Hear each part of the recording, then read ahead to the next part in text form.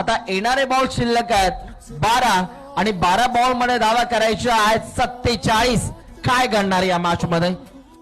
महागरी express सध्या गोलंदाजी mark वरती आपल्याला पाहायला मिळतोय. इम्रोज खान वर्षातील 365 दिवसांपैकी कमीत कमी 300 ते 250 दिवस हे दोघे जण एकत्र असतात, परंतु आज एकमेकांच्या विरोधात फरदीन आणि त्यांच्या अगेन गोलंदाजी करतोय इम्रोज. इम्रोजचा पहिलाच बॉलला पाठवलाय डाऊन दी ग्राउंड. याही वेळेला काय बॉल आपल्याला पाहायला मिळतोय आणि 10 चेंडू 41 नेक्स्ट बॉल. याही वेळेला इथे शॉट ऑफ गुडलँड स्पॉटवर आदलला बॉल अगदी मी पण जसा आला तसाच फेकून दिलाय फरदीन काझी. फरदीनच्या बॅटमधून आला त्याचा क्लास दाखवणारा फटका.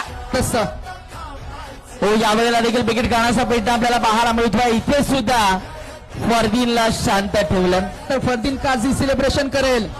ट्राय केलं ball along the ground ball गेला अगदी आपण पाहिलं लॉंग ऑफ लॉंगच्या मधून. तिथे मात्र पाण्याच्या डबक्यामध्ये हलकाच बॉल थांबलाय. मध्ये कमालीची गोलंदाजी तो करू शकतोय. इन स्विंग फेकला दुसरा फेकला बॉलला उडवला बॉल गेला हवेच्या विरोधात. या वेळेला देखील आणखीन एक वॉर्ड स्ट्रोक. मॅचचा रिझल्ट काहीही लागेल. ही बॅटिंग तुम्हाला आवडली असेल तर एकदा जोरदार टाळ्या. क्या बात आहे क्या बात आहे. टाळ्यांचा गजर शिट्ट्यांचा आवाज मैदानाच्या आतमध्ये जबरदस्त क्रिता कॅनल 4 बॉल्स.